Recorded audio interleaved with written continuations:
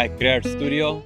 Roger, can you tell us a little bit more about the background of the process of this mural? Yeah, absolutely. So yes, we are at Crear Studios in the back lot in downtown Santa Ana, precisely on Broadway and Fifth Street.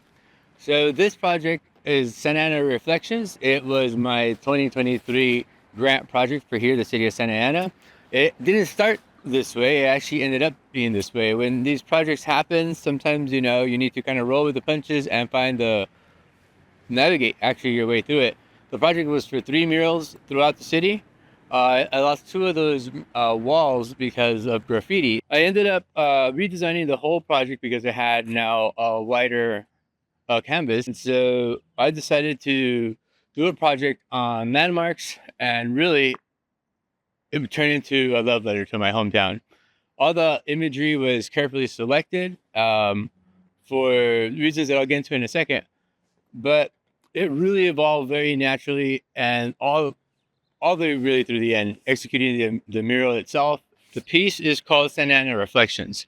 And there's a little bit more to that name that I'll reveal in the very end. But we start first off with the namesake of our city, Saint Anne or Santa Ana. And I use my wife as my muse for an inspiration for the actual likeness of her. It's something that, as an artist, you have to consider. In every city, there are different mural laws. And here in Santa Ana, we can't really be depicting religious figures. And Saint Anne, although that's the namesake of our city, I can't really present her that way. And so I need to find ways of being able to demonstrate that, and with very careful kind of selection of colors and design elements, I was able to kind of depict that and not make her look so saintly. Then it'd be a little too much. And so then the city would maybe say, oh, can't use that. That's the kind of stuff I was trying to avoid. I really wanted to incorporate a lot of Santa Ana and what it is, but I couldn't leave out the Santa Ana freeway, the 5 freeway. So I kind of have an on-ramp that surrounds her, shoulder comes around, and even plays into the front of the design. I try to use all the different characteristics of every place where I'm painting. So you might notice that there's one of the posts that I also included in there. It's important for me to kind of include and really use the space where I'm at. But we move over and we have the historic South Main Business District sign, which is on the South Main of our city. I also wanted to have all the 4 corners, north, south, east, and west of our city. So there's a landmark from each of those directions. The east side, we have the bus depot. We have the west side, we have the OC Heritage Museum. And there's a small little dog that you might notice up there sitting on the attic of the OC Heritage. That actually is a little homage to a local friend here of ours that was lost during the painting of this mural. That little dog actually belonged to one of the members here in the community. They'd come over and watch me paint every day until I know the little guy was not doing so well. Unfortunately, moved on, and I had to kind of include it. Those are the kind of personal touch that like this piece and pieces like it have, and really, to me, although it was a little fun little addition, it really just means so much to the community, and it demonstrates, the connections that I have with the people that I'm painting here with, alongside. Then we move on a little bit more. We have our Cherini fountain that's on the promenade here. And then you see a lowrider car. Now, this is one of the first elements that I wanted to include that was very kind of personal on my end, because Santa Ana used to have a huge cruising culture down Bristol when I was growing up. And I would look forward to pretty much every Easter Sunday, it was going to go down. So I wanted to make sure that to include elements like that of Santa Ana culture and life. We have the Santa Ana Water Tower. You might also see the green parrots that we have down here. They're so iconic. Those are actually pulled from a design that I did for the city. The piece is called Painting the City Green. And it's their parrots, but they're dripping green paint all over the entire downtown. Moving on. This is the first big image that we have right over here of Emilio Vasquez. This piece of Emilio Vasquez hangs at the Bowers Museum. And Emilio is very important to me as an influence, but really even more to our communities out here. Emilio is known as the grandfather of Chicano art out here. And he was a big influence on me because he was one of the first artists that I actually saw painting out at one of his pieces, actually not so far from here, Civic Center. And so it was really important for me to include his work. The images of the people there, though, are actually different than his because those people are actually people from here, from the community that I also met. Another way for me to include my community or the communities that I'm working with into my designs. Moving on a little bit further, now we see a field worker in the design of Sergio Cadiz. Now, Sergio Cadiz was my second influence as an artist here in Santa Ana because the first time I ever saw his work literally blew my mind. He has a facade in front of what was my elementary then, Monroe Elementary. I'll be restoring that piece, by the way, soon. But it was my introduction to Sergio Cadiz's work, and I was privileged enough to restore his piece at Fremont Elementary last year, and it was a master. His work and the way he just his approach, the way he used his medium, amazing, master, and I'm just so privileged enough to be able to restore his work. But again, it was important for me to include his work in mine.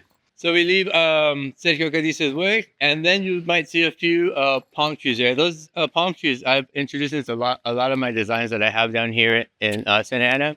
I have maps that I've created, utility box designs, and other designs that I've kind of put out in different ways in the community. And those are one of those signature elements that I always have.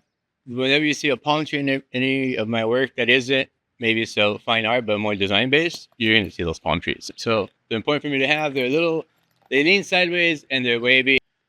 We have then the Bowers Museum. The reason I included them is because that's the north end of. Yes, I was including all four directions. Now we have the north end, and I wanted to make sure to include that. Full transparency, I am an art teacher there, but one of the reasons that I really it's important for me to share with people is because I grew up here in the city. We're Hispanic, and my neighbors were as well. And I can't think of a person that ever really went to the museum.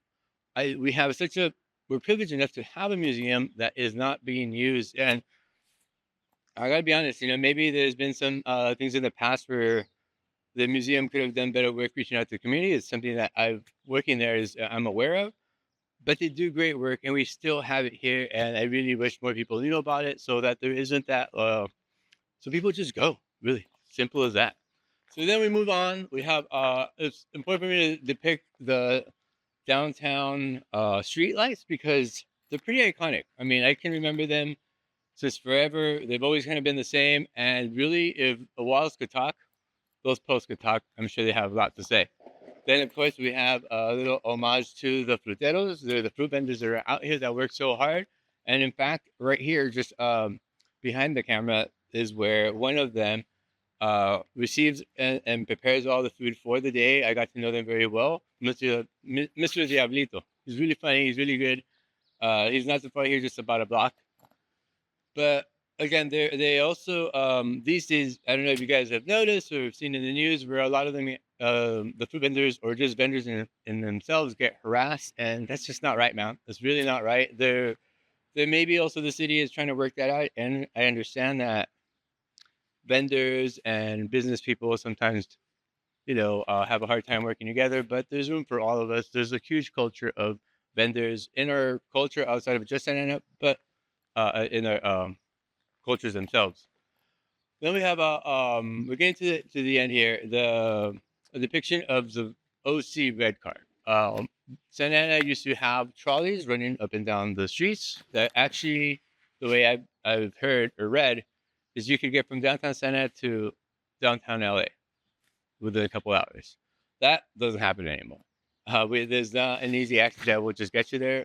It also wasn't just one train. I believe there was a connection of trains. But anyway, there was a big trolley system here, and I was privileged enough to work on one of the substations that powered these lines. And by mean work is the building was being restored, and I got brought in as possibly do a piece of work. And I'm only bringing it up because it's at the other end of the street. This is 5th Street. And at the very end is where the substation is. And so I ended up getting artifacts from the restoration of that building and created a red car out of all the pieces that I found. It's still located there if you ever want to see it, but there's a connection from that end of 5th Street to this end. So there's another red car right here. And it's also kind of touching on the fact that we're getting new, I think they're called OC streetcars, which the idea is to be able to connect them all throughout Orange County. In it, you might see myself being painted by a child, and this child is my daughter. The piece ends here, but it is really with the almost like passing of the torch, right? It's where my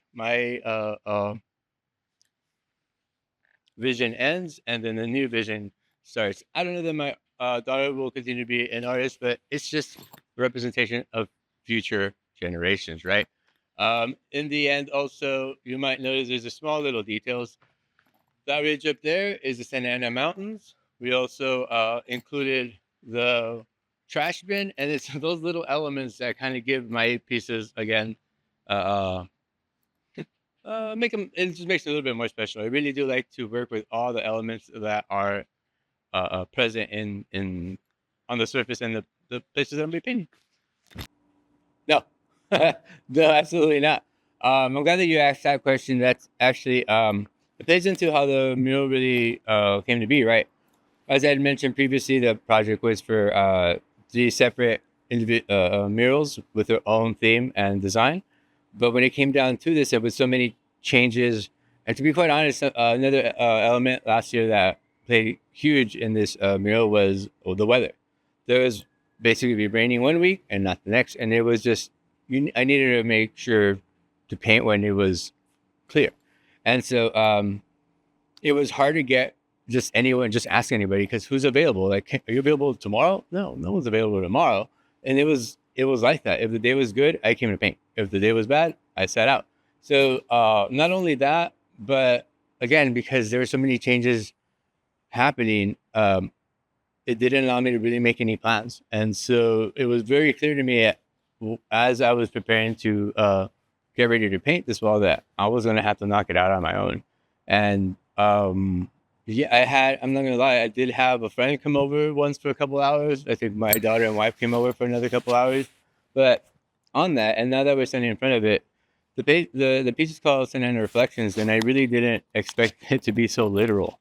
When I got here, within the first day, I got a mean tan, like a real good tan. I was like, wow, I wasn't even there that long.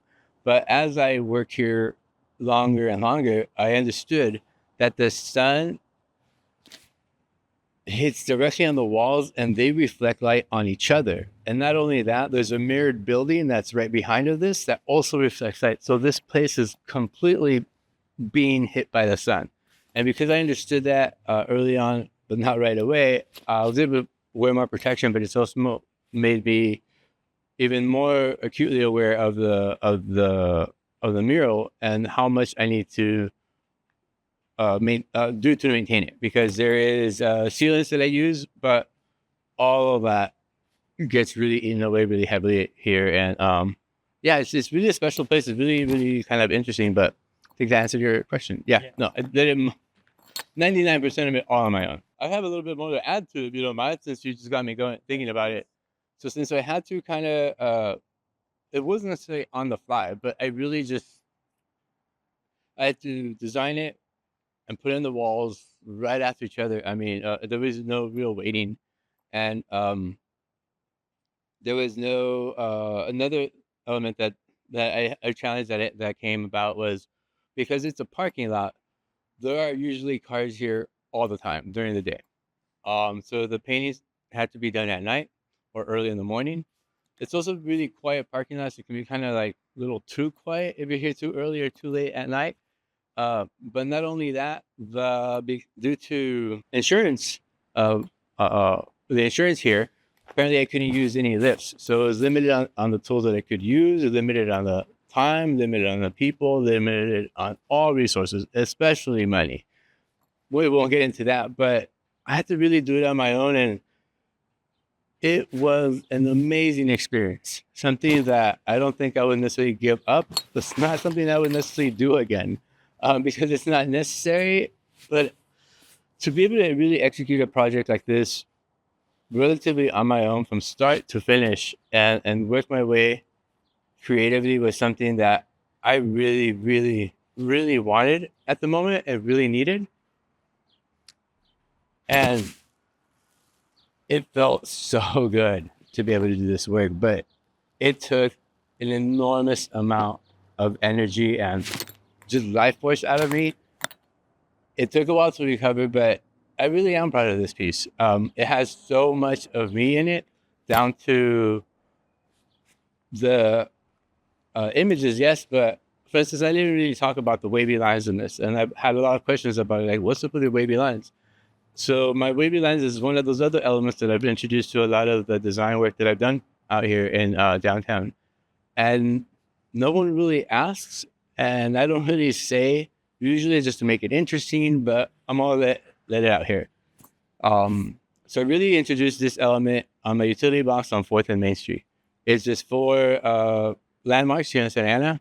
I think the Spurgeon Building, and so on and so forth. But anyone can just paint you or draw you a building, right? Okay, I want to make it interesting, make it wavy, okay, but really, there's meaning in those lines.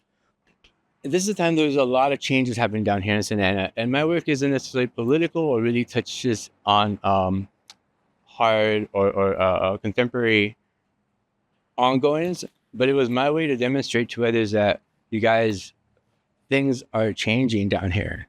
Things are moving. There's movement. There are things happening. And that was my way to kind of share and show people that this is happening. And I really kind of didn't share that with anybody. Not because, I don't know, it just kind of seemed like it wasn't important. But as I get older and really want to share more of my work, it's those small little touches that you do to your work that really elevates it, but really makes it much more interesting. I don't know. You should talk more about my work, and that's why I'm using this platform to be able. And I thank you guys for listening, and to you guys for allowing me to share it.